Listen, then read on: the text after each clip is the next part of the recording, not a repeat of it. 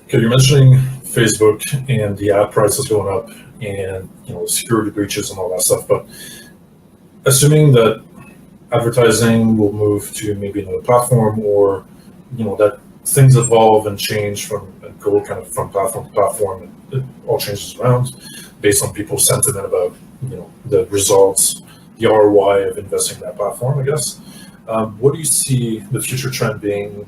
Maybe Facebook phasing out, or is that going to remain kind of the main force for advertising along with AdWords? Or do you see some of the platforms maybe coming up, or some of the ways to gain traction and get new customers? Yeah. So first of all, I'm going to correct you. I think Facebook's actually going to get temporarily cheaper because big advertisers pulled their budget, and I think Facebook needs to attract more people. And like a lot of businesses do, I think it eventually will get too crowded. I think it was actually too crowded comparatively to what it used to be when we first started doing advertising. Facebook's going to be around. They're going to figure it out, and they're going to solve the problem. And people are addicted. We're addicted to Facebook, just what it is.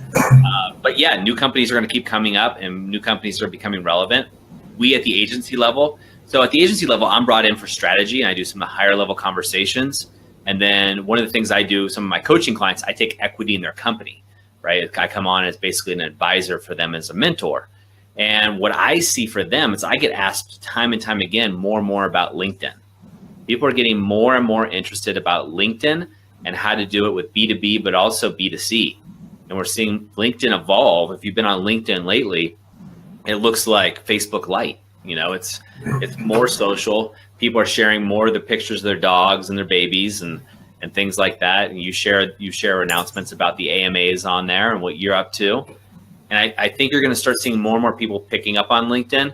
I would be shocked if there isn't microsites versions of LinkedIn that pop up and some kind of big competitor comes into the field. I know a lot of people have tried and unsuccessfully, but there's definitely going to be a multitude of other social platforms. But Facebook's going to keep taking market share, and I think Facebook is trying to create an intranet, and they're trying to keep you on their platform, and they're doing a good job of it. Is it possible, and that's something that I discussed with two other guys in a different AMA, but on LinkedIn, just a detail, but when you're sharing a YouTube video, I think that now maybe we had a different version, maybe they're updating the profiles at a different speed, but when you're sharing a YouTube video, now it brings that user that clicks on the video to YouTube, and when you're uploading a video natively into LinkedIn, then it keeps you in the feed. Is that accurate? Yeah, I think it always keeps you in the feed now. I'd have to double check because I haven't looked at it. I try not to share YouTube videos because, the engagement is less and less, right? Because they don't want to show Facebook the same thing.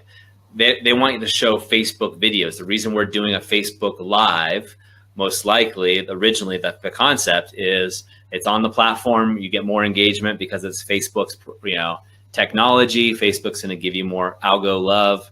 And show it to more people. So LinkedIn's going to do the same thing. They want to keep everybody on their platform so they can sell more ads.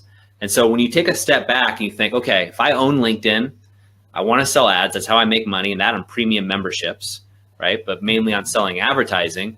Then how do I sell more ads? Well, I get more people on here. How do I get more people on here? Keeping people here. So it's engagement. So you see that more and more. It's really interesting. LinkedIn does hashtags right now, right? So the funny thing is, this is a couple weeks ago, but I sent an email to somebody who was asking about the coaching services I offer. And I said, typical coaching questions like, what's the number one problem you're facing right now? And they replied, I can't click the link. The link takes me to weird things. I'm like, I didn't even put a link in there. It's ridiculous. #1. It was a hashtag, and it took them to anything in LinkedIn that had #1. Right. So that was the day I discovered that LinkedIn was using hashtags to do it. So you got to be a little careful. So now I have to space that out. But so it's interesting. Obviously they're testing new things. They're testing out hashtags. And so these are things that we're using as marketers. As soon as I saw that, of course, I called my team and it's like, look, we got to test this and see how well it works. What hashtags are trending? Which ones can our clients use? And which ones can we use internally to grow our base and grow our awareness? So I think you're going to see LinkedIn constantly change and constantly evolve.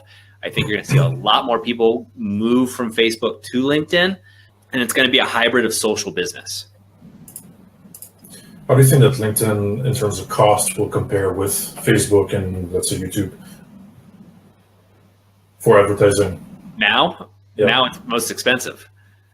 Right now, LinkedIn's the most expensive advertising on social platforms by far. So much so that a lot of businesses avoid it. And I think that's where, I'll just add this in on my rant because I had coffee before we got on this, is one of the problems I think businesses think about. They're like, oh, LinkedIn's expensive. Well, it's only expensive if you don't know your cost per acquisition for your clients. You're not factoring that in. So if you're selling a $5,000 widget and it costs you, $300 to get a client on LinkedIn, probably worthwhile, right? Is it more expensive? Yeah, maybe you could have gotten cheaper advertising on Facebook or Twitter, but maybe you wouldn't have gotten a sale. I think a lot of business owners could, and marketing people, they forget that really at the end of the day, for most businesses is what's that cash flow look like? What's the cost per acquisition? And how's that working out? If you're getting sales and it's making you money and it makes sense from a business standpoint, you would do it all day. Makes sense. So you have to do the math. You have to look at the numbers and see Oh, yeah. what the return on investment for the investment for LinkedIn versus Facebook.